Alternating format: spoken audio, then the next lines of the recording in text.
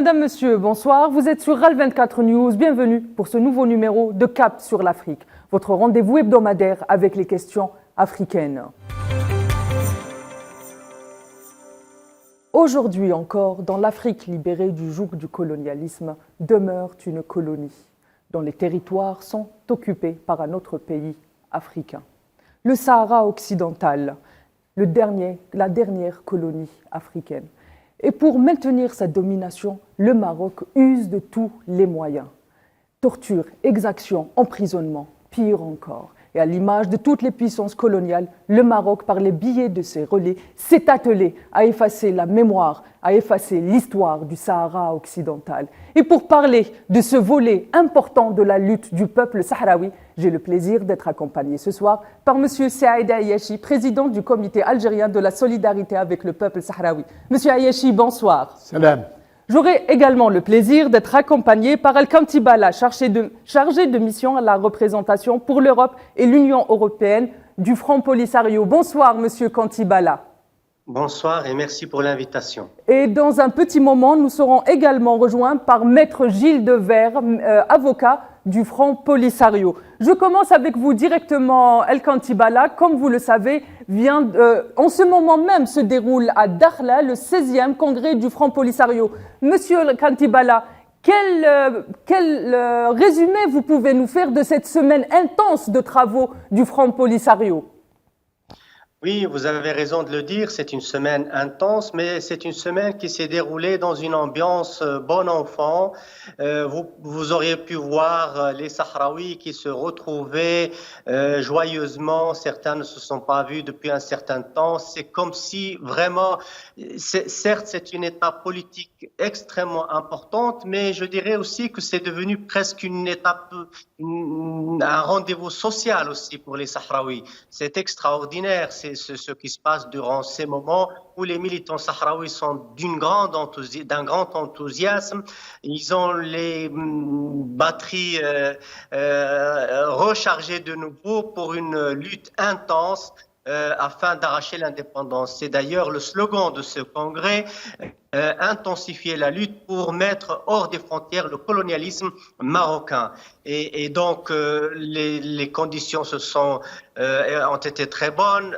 Aujourd'hui, on est pratiquement à la fin du congrès. Je rappelle qu'il y a eu presque 400 solidaires qui sont venus des quatre coins du monde pour appuyer la lutte du peuple sahraoui et souligner la légitimité de la cause sahraoui.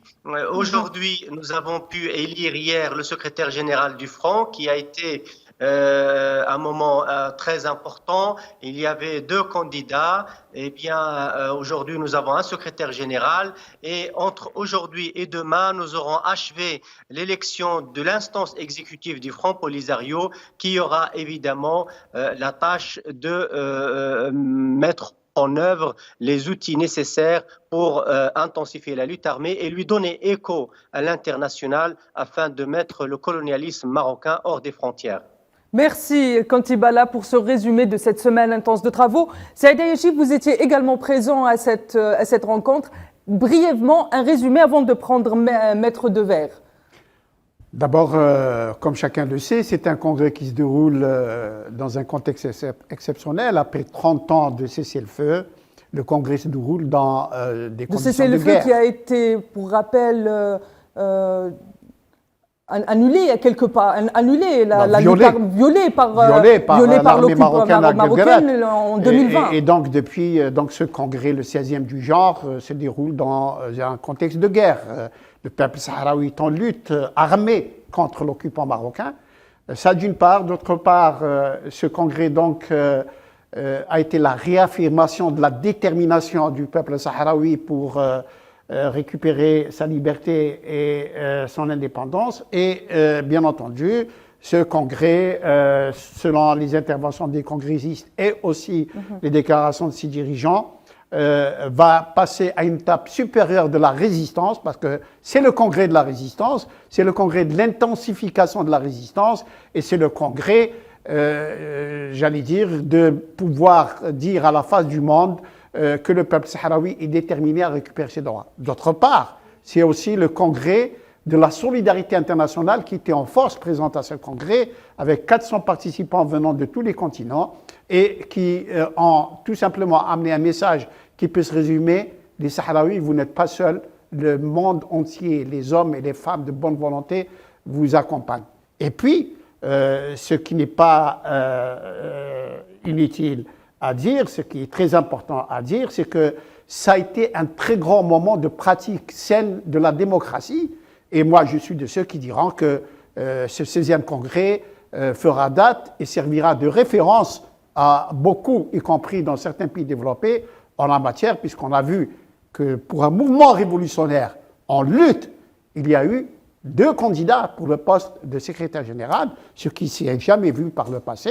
Les Sahraouis très confiants en eux-mêmes, de grande maturité politique et sachant prendre ses responsabilités totales, ont accepté donc la multiplicité des candidatures et le peuple sahraoui a renouvelé sa confiance en une personne historique, en l'occurrence Brahim Ghali, qui, rappelons-le, a été parmi les premiers, et il a été d'abord le premier secrétaire général du Front Polisario, mais il a été aussi parmi les premiers combattants dès la naissance du Front Polisario. Justement, on parle du Front Polisario. Maître Gilles Devers, bonsoir. Merci d'avoir accepté notre invitation. Bonsoir, je suis très heureux de pouvoir échanger avec vous. Nous avons besoin ce soir d'un éclairage quant à la volonté du royaume marocain de classer le Front Polisario comme une organisation terroriste, alors que, aux explications qu'on vient d'avoir ce soir sur ce plateau, il est question d'un mouvement de libération nationale. Pourquoi est-ce que le Maroc aujourd'hui tient tant à classifier le Front Polisario comme une organisation terroriste, Maître Devers? Écoutez, vraiment, c'est entre la propagande et le coup d'épée dans l'eau. En droit interne, le Maroc est souverain sur son territoire, donc derrière sa frontière historique. Il fait ce qu'il veut, il peut qualifier de terroriste qui il veut, mais il y a 2 remarques. La première, c'est que ça n'aurait aucun impact à l'extérieur, aucun impact sur le droit international, et deuxièmement, la procédure pour qu'il y ait des classifications passe par des résolutions du Conseil de sécurité qui donnent des éléments de preuve. Donc on est vraiment sur un autre monde, si vous voulez. Ça fait partie de ces éléments de propagande complètement délirants. Hein. Il y a des propagandes assez fines, assez rusées, mais alors là, c'est, je veux dire, n'importe quoi. C'est vous avez bien cité les mots, le Front Polisario, dont je suis vraiment très heureux de voir la qualité du Congrès. Et vous savez, ça nous sert beaucoup dans les recours, quand on peut dire devant les juges à quel point c'est un organe démocratique, un mouvement révolutionnaire dans la lutte armée qui fait des élections internes. Franchement, chapeau.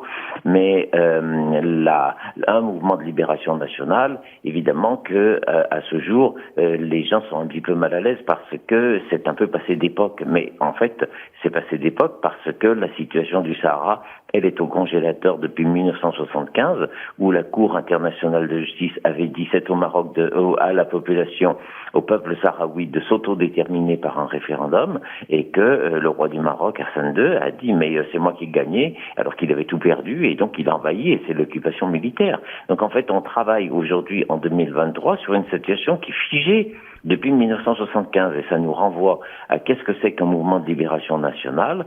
C'est l'organe politique et juridique souverain pour un peuple qui a vocation à l'indépendance, et c'est le cas du peuple sahraoui vu qu'il est sur la liste des territoires non autonomes, et pour dégager, pour protéger son territoire, pour protéger la population, il a le droit à la lutte armée, comme la France, l'Algérie ou n'importe quel État, ou le Maroc, a un ministère de la Défense. Voilà.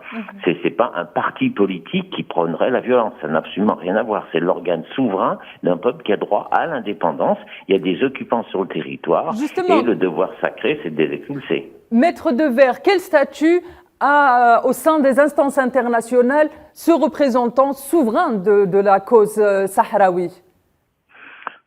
En Afrique, la question elle est réglée vu que le Front Polisario sur l'essentiel des pays africains a fini sa mission de mouvement de libération nationale, vu qu'il a transmis la flamme à l'État. Le mouvement de libération nationale, c'est l'acte avant-coureur qui, dès qu'il a atteint la souveraineté et la reconnaissance des tiers, c'est l'État qui prend la suite. Donc ça s'est fait pratiquement partout en Afrique. Sur le plan international, vous avez la résolution 34-37 qui le reconnaît comme représentant du peuple du Sahara occidental. Et par ailleurs, sur le plan européen, eh bien, nous avons les recours qui sont formés dans lesquels la Cour admet la plaidoirie du Front Polisario, non pas appeler le Polisario ou les indépendantistes ou quoi que ce soit, appeler le Front Polisario avec une structure juridique et qui représente le peuple et qui va plaider bientôt, en 2023, devant la Grande Chambre de la Cour de justice de l'Union européenne, un plaideur comme les autres. Voilà ce que c'est une personnalité morale. C'est vrai qu'elle n'a pas le statut d'observateur à l'ONU parce qu'il y avait eu un chantage du Maroc sur l'Union africaine. Pour avoir le statut d'observateur à l'ONU, il faut que vous soyez recommandé par une structure régionale. Alors, par exemple, la Palestine, elle a été soutenue par la Ligue arabe.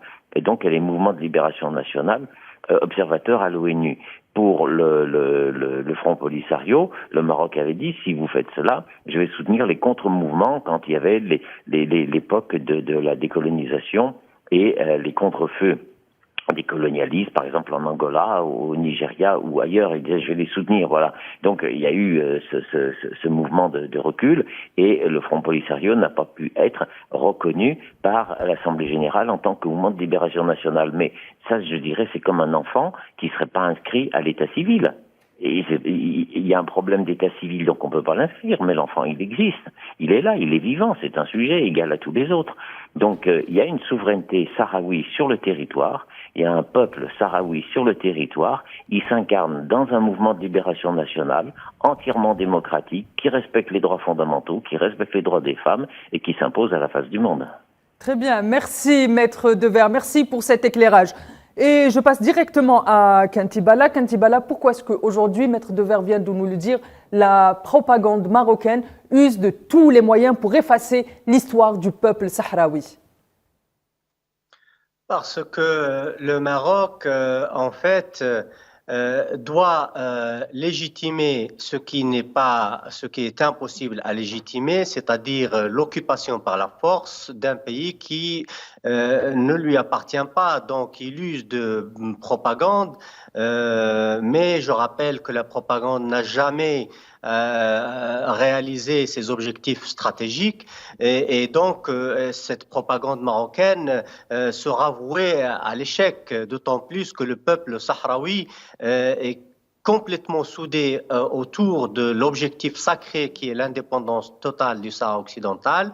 Et par ailleurs, comme vient de le dire, de le rappeler Maître Gilles Devers, le peuple sahraoui a réalisé d'importantes étapes, notamment être reconnu à l'ONU comme, je veux dire le Front Polisario, comme représentant légitime du peuple sahraoui, a été reconnu comme une personnalité juridique devant les instances de juridiction européennes. C'est ce que vient de nous préciser Maître Devers, Monsieur Kantibala. J'aurais une question à poser à Saïd Ayeshi. Est-ce qu'aujourd'hui, dans la solidarité du peuple, quand on s'inscrit dans la solidarité avec le peuple sahraoui, faire connaître son histoire, transmettre l'histoire du peuple sahraoui fait partie de ces luttes? Mais bien entendu que l'histoire du peuple sahraoui d'ailleurs est connue. L'histoire du peuple sahraoui, on pourrait remonter très très loin, mais je m'arrêterai simplement au XIe siècle. Ce sont les Morabitoun, les ancêtres du peuple actuel, les Morabitoun avec Youssef Ibn Tafshin qui a régné sur le Sahara occidental et sur le Maroc et l'Andalousie. Youssef Ibn Tafshin, puis son fils Ali ibn Youssef Ibn Tafshin, qui ont, n'est-ce pas, c'est ce qu'on appelait les moines soldats, qui étaient de Madhab al-Maliki et d'une certaine rigueur dans la pratique de la foi musulmane et qui ont régné dans l'histoire du Maghreb, connue et reconnue par tous les historiens honnêtes intellectuellement. Et ceci ne peut pas enlever d'ailleurs à l'histoire récente du peuple sahraoui, lorsqu'on sait que dans leur forme tribale, ils ont réussi à s'opposer les armes à la main à l'occupant espagnol d'abord, qui les a refoulés vers l'intérieur des terres pour occuper que les côtes sur l'Atlantique, et qui, par la suite, bien entendu, on l'a vu, comment, à la naissance du Front Polisario en 1973, a mené le combat armé, organisé, moderne contre les unités espagnoles et par la suite contre l'armée marocaine jusqu'au cessez-le-feu en septembre 1991. De ce côté-là, il n'y a aucun doute possible, les choses sont documentées et fondées. J'ajouterai, si vous me permettez, un point sur le refrain qu'on entend de la part de l'occupant marocain que le Polisario serait une organisation terroriste. Moi, je mets au défi n'importe qui de me trouver un seul Sahraoui parmi les bandes terroristes, Daesh ou Al-Qaïda ou qu'importe, alors que nous trouvons par centaines, je dis bien par centaines, des Marocains qui sont embrigadés dans ce genre de recherche. Et malheureusement aussi, beaucoup de ceux qui perpètrent des attentats en Europe sont d'origine marocaine. Alors, je ne sais pas qui est truc. Par la suite, et Maître Devers l'a bien souligné, le Front Polisario est présent dans la majorité des capitales du monde et quand il n'est pas officiellement habilité, il est admis comme un membre représentant. J'ajouterai, là aussi, Maître Devers peut le souligner, il l'a fait, que les juridictions internationales ont reconnu le Front Polisario comme interlocuteur. Et par conséquent, on ne peut pas reconnaître une organisation terroriste comme un interlocuteur. Justement, Kantibala, quel est l'enjeu pour le Maroc derrière cette manœuvre douteuse ? Le Maroc est un régime proxy en réalité. Nous avons le témoignage de Abdeslam Jalloud qui disait que Hassan II lui disait « Je n'ai rien à faire du Sahara occidental, ça ne m'appartient pas et j'ai d'autres chats à fouetter ». Abdeslam Jalloud venait lui rappeler la nécessité de décoloniser le Sahara occidental. Même dans l'esprit des dirigeants marocains, le Sahara occidental était un territoire très loin et en plus, il n'avait pas l'intention d'aider le peuple sahraoui à se décoloniser. Quand on lui a dit de jouer le rôle déstabilisateur de la région nord-africaine, l'un de ses rôles était d'occuper le Sahara occidental. Et le régime marocain, demain, quand on lui dira de sortir du Sahara occidental, il le fera. Mais nous nous chargeons en tant que peuple sahraoui de le mettre hors des frontières par la négociation et sous l'égide de l'ONU ou par la force des armes. Voilà. Merci, Kantibala. Monsieur Ayachi, par quels instruments le peuple sahraoui a construit son identité au fil de son histoire, malgré la séparation de son peuple? Il y a une identité commune à l'ensemble du peuple sahraoui. Comment elle s'est construite? Vous voulez parler de l'époque moderne ou alors aujourd'hui, à la lumière de ce 16e. Aujourd'hui, à la lumière de ce 16e. C'est l'unité dans le combat. Nous avons connu cela. D'abord, évidemment, une sociologie qui a bien montré que c'était un peuple d'abord à configuration tribale.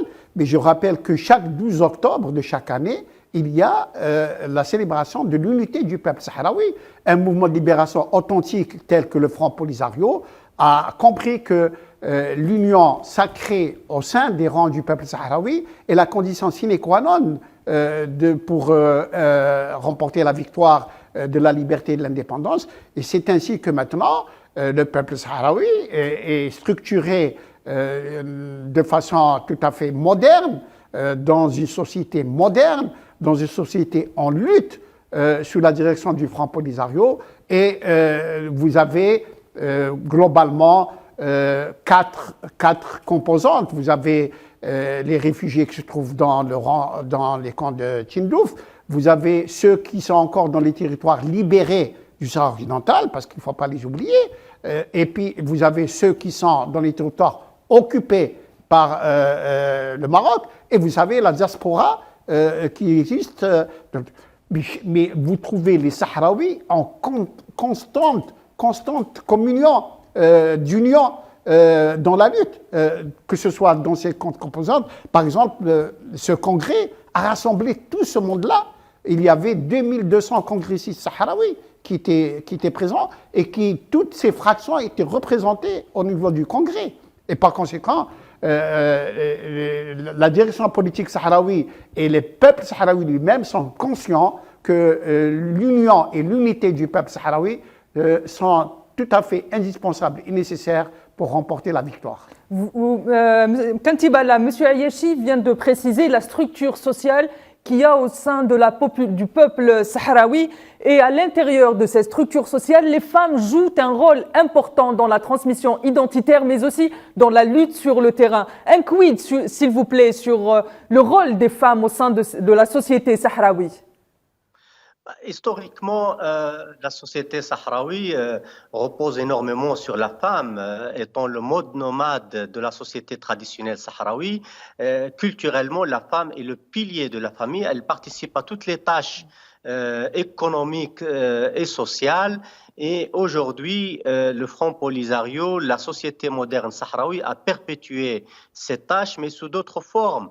On trouve la femme dans diverses cellules d'action, dans divers comités de gestion et même dans la direction politique du Front Polisario, y compris dans les instances exécutives et législatives.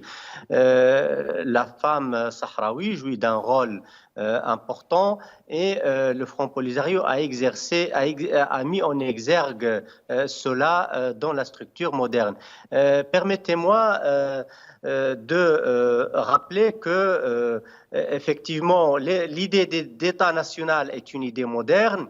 Le peuple sahraoui l'a embrassée, l'a admis, l'a fait sienne, et de ce fait, nous sommes allés dans la voie de la consolidation de notre nation, et cette parenthèse-là de lutte et d'exil en territoire algérien nous a aussi laissé le temps de reconsolider cette idée nationale et c'est notre population dans l'idée nationale en envoyant nos enfants étudier dans des écoles algériennes et dans les pays amis et structurer la société autour de cette idée nationale. Aujourd'hui, notre société est plus que jamais unie et consolidée dans la lutte pour l'indépendance du peuple sahraoui et nous attendons seulement que l'autre partie, qui est le Maroc, accepte qu'on règle ce conflit de décolonisation selon la doctrine des Nations Unies, dans la paix et dans la concordance, afin que la paix puisse régner dans notre région. Autrement, l'indépendance du Sahara occidental se réalisera de toutes les manières par la lutte armée du peuple sahraoui. Et en cela, il est vraiment nécessaire que nos frères en Afrique, les États africains en l'occurrence, puissent davantage soutenir nos aspirations et mettre la pression sur le Maroc afin d'en finir avec le colonialisme qui a porté préjudice à énormément de peuples et États en Afrique. Merci Kanti Balla. J'aurais une dernière question et peut-être même une dernière question pour le Kanti, mais je commence par vous, Monsieur Ayeshi. Alors, le Front Polisario, la lutte du peuple sahraoui, le Front Polisario étant le représentant légitime du peuple sahraoui, donc on a beaucoup parlé de lui, unique et légitime, bien évidemment, à l'instar du MPLA en Ouganda ou encore du FLN du temps de la guerre de libération nationale et bien d'autres partis qui ont porté les indépendances. Madame Tina, parce que le Maroc a longtemps hésité et continue de le faire d'ailleurs, de vouloir imposer un autre interlocuteur dans la lutte, et ça a tout le temps échoué. C'est le Front Polisario qui est le représentant unique et légitime du peuple sahraoui. Justement, le Front Polisario, dans sa lutte, il multiplie les actions, associations, emblèmes militants, prise de position sérieuse contre l'impérialisme en Afrique, l'impérialisme occidental en Afrique, ou encore la jeunesse sahraoui qui est engagée, l'instruction. Quel est l'héritage du Front Polisario aujourd'hui en Afrique ? Alors, le Front Polisario, à l'instar des mouvements de libération qui l'ont précédé et ceux qui ont précédé ceux qui l'ont précédé, s'est nourri des expériences des mouvements de libération qui sont passés. Et les Sahraouis le disent avec fierté, nous nous sommes nourris de la révolution algérienne. Et donc, les Sahraouis, d'ailleurs, ce congrès dont on parle, n'a pas fait qu'élire le secrétaire général.